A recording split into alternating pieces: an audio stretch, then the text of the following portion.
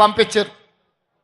నేను ఇవాళ అడుగుతున్నా, ఈ పాలమూరు జిల్లా కష్టకాలంలో ఉన్న నిన్ను, పాలమూరులో ఊరు లేకపోయినా పార్లమెంటులో నోరు లేకపోయినా నిన్ను పార్లమెంటు సభ్యుడిగా గెలిపించి పంపిస్తే తెలంగాణ రాష్ట్రం వచ్చింది.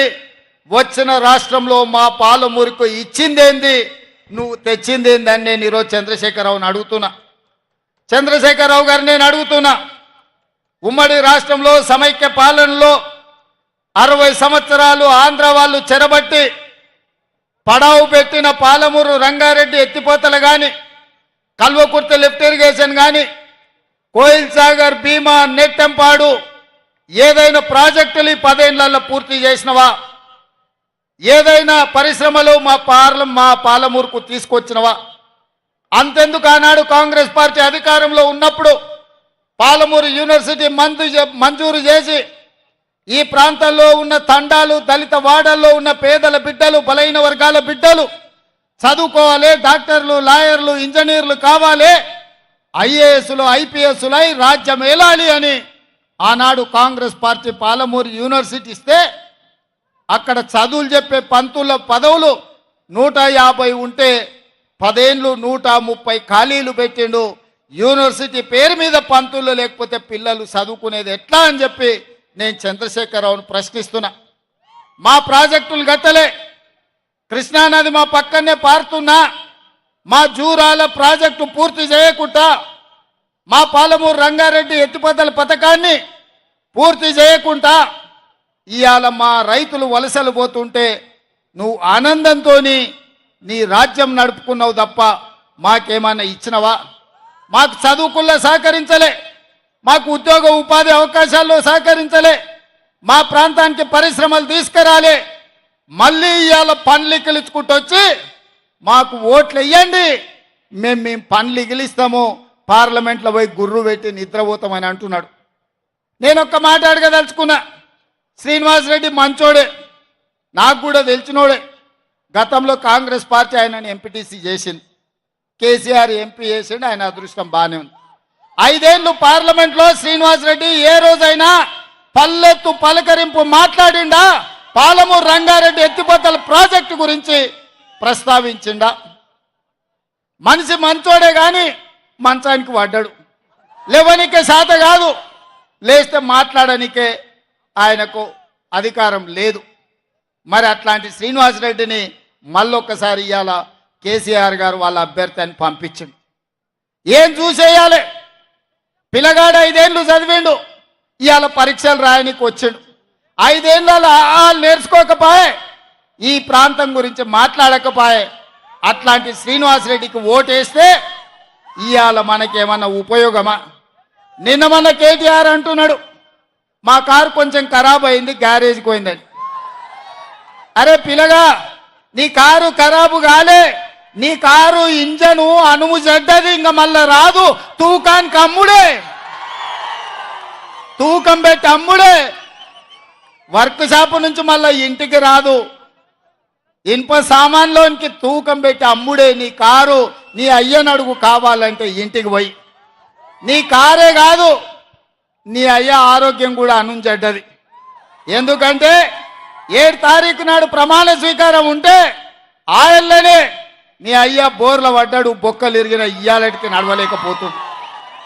మొన్న జరిగిన ఎన్నికల్లో ప్రజలు కారును బండకేసి కొట్టిండ్రు, 100 మీటర్ల గోతి తీసి పాతి పెట్టిర్రు. ఇంకా కూడా ఆయన పొంకనాలు కొడుతున్నాడు. నిన్నటికి నిన్న మాట్లాడుతుండు ఈ పొంకనాలు. ఆయన ఏం మాట్లాడిండు? ఆయన పిట్టల ద్వారా నాతో 20 మంది ఎమ్మెల్యేలు టచ్లో ఉండ్రు, సిట్కే కొడుతూ వస్తారని. సిట్కే కాదు, మిద్దెక్కి డప్పు కొట్టు బిడ్డ, నీ దగ్గర ఉన్నోళ్ళు కూడా ఎవడన్నా ఉంటాడేమో చూద్దాం. గతంలో లాగా కాంగ్రెస్ ఎమ్మెల్యేలు గొర్రెల మంద తోడేళ్లలాకొచ్చి తేప కొట్టి కొట్టుకపోదాం అనుకుంటున్నాం బిడ్డ.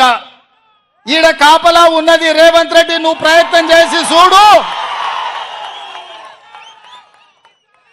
ఈడ మా ఎమ్మెల్యేలను కంచేసి కాపాడుకునే శక్తి హైటెన్షన్ వైరు రేవంత్ రెడ్డి ఉన్నాడు బిడ్డ. వచ్చి ముట్టుకో. కరెంటు తీగ మీద కాకి కరెంటు కొడితే ఎట్లా కర్రెగా సస్తదో నువ్వు కాంగ్రెస్ వైపు చూస్తే నీ సంగతి గట్లనే అవుతుంది. నువ్వు మాదిక్కు కాదు, నీ దొడ్ల సాయంత్రానికి ఎన్ని వచ్చినా ఒకసారి లెక్క పెట్టుకో బిడ్డ, నీ సంగతి చెప్తా గాని. 100 రోజులు కాలే, 100 రోజుల్లో ఆడబిడ్డలకు ఆర్టీసీలో బస్సు ఉచితంగా ఇచ్చినాం. 35 కోట్ల మంది ఆడబిడ్డలు ఇవాళ బస్సులలో ఉచితంగా ప్రయాణం చేస్తారు. 100 రోజులు కాలేదు, ఆరోగ్యశ్రీ పథకం ద్వారా 10 లక్షల రూపాయలు ఉచితంగా మహిళలు ఇవాళ అన్ని కుటుంబాలకు ఆరోగ్యాన్ని అందించినాం. ఇదే కాదు, మాట ఇచ్చినాం, కట్టెలపై నుంచి విముక్తి కలిగిస్తాం, మీ కన్నీళ్లు దూడిస్తాం, మిమ్మల్ని ఆదుకుంటామని ఆడబిడ్డలకు మాట ఇచ్చి నరేంద్ర మోడీ 1200 రూపాయలు సిలిండర్ చేస్తే ఇవాళ ఆడబిడ్డలకు 500 రూపాయలకే సిలిండర్ ఇచ్చి ఈ ప్రభుత్వం ఆడబిడ్డల ప్రభుత్వం, ఈ ప్రభుత్వం ఆడబిడ్డల్ని ఆదుకుంటామని చెప్పినాం. స్వయం సహాయక సంఘాల గ్రూపులను 10 ఏళ్ళు నిండా ముంచి ఆడబిడ్డల ఆత్మగౌరవం దెబ్బతీస్తే వందలాది కోట్ల రూపాయలు స్వయం సహాయక సంఘాలకు అందించి పరేడ్ గ్రౌండ్లో 1,00,000 మంది ఆడబిడ్డలతో కదము దొక్కి ఆడబిడ్డలతో ఆదుకున్న ప్రభుత్వం మా ప్రభుత్వం. ఇదే కాదు, 3 నెలల్లో నీళ్లు నిధులు నియామకాల పేరు మీద తెలంగాణ ఉద్యమం వచ్చి 1,200 మంది తెలంగాణ బిడ్డల ఆత్మ బలిదానాలు చేసుకుంటూ వచ్చిన రాష్ట్రంలో నువ్వు ఉద్యోగ నియామకాలు చేపట్టకపోతే ఇందిరమ్మ రాజ్యం ప్రజాపాలన వచ్చిన ఎంబడే 3 నెలల్లో 30,000 మంది నిరుద్యోగ యువకులకు ప్రభుత్వంలో ఉద్యోగాలు ఇచ్చి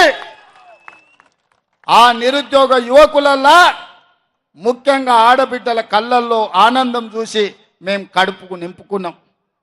అదేవిధంగా బీసీల జనాభా లెక్కలు 60 ఏళ్ళ నుంచి లెక్క పెట్టకపోతే మేము వచ్చి బీసీ జనాభా లెక్కలేసి వాళ్ళు ఎంతమంది ఉన్నారో అంత నిధులు ఇస్తామని మాట ఇచ్చి రాహుల్ గాంధీ గారు ఇచ్చిన మాట మీద ఇవాళ బీసీ జనాభా లెక్కలేస్తున్నాం మేము. ఈ రకంగా ఈ జిల్లాలో ఇంతకుముందు మిత్రుడు వంశీచంద్రెడ్డి చెప్పినట్టు మక్తల్ నారాయణపేట కొడంగల్ ఎత్తిపోతల పథకమే కాదు, medical college, engineering college, veterinary college, nursing college, degree college, మహిళా డిగ్రీ కాలేజీలు, జూనియర్ కాలేజీలు, లా కాలేజీలు మన జిల్లాకి ఇచ్చి మన జిల్లాల పేదలు చదువుకోవడానికి అన్ని విద్యా ఉపాధి అవకాశాలు కల్పించడానికి వాళ్ళు నిర్ణయం తీసుకున్నాం. 100 రోజుల్లో 10,000 కోట్ల రూపాయలు ఈ పాలమూరుకు మంజూరు చేసి పాలమూరు రంగారెడ్డి ఎత్తిపోతల పథకానికి 45 టీఎంసీల నీళ్ల కేటాయింపే కాదు 30,000 కోట్ల రూపాయలు కేంద్ర ప్రభుత్వం నుంచి రాబట్టడానికి కేంద్ర ప్రభుత్వాన్ని ఒత్తిడి చేసి ఇవాళ పార్లమెంట్లో మేము కొట్లాడుతున్నాం. ఇన్ని పనులు ఈ పాలమూరు జిల్లా కోసం మేం చేస్తుంటే ఇవాళ ఈ పాలమూరులో కాంగ్రెస్ను ఓడగొట్టాలి అని చెప్పి గద్వాల గడీల నుంచి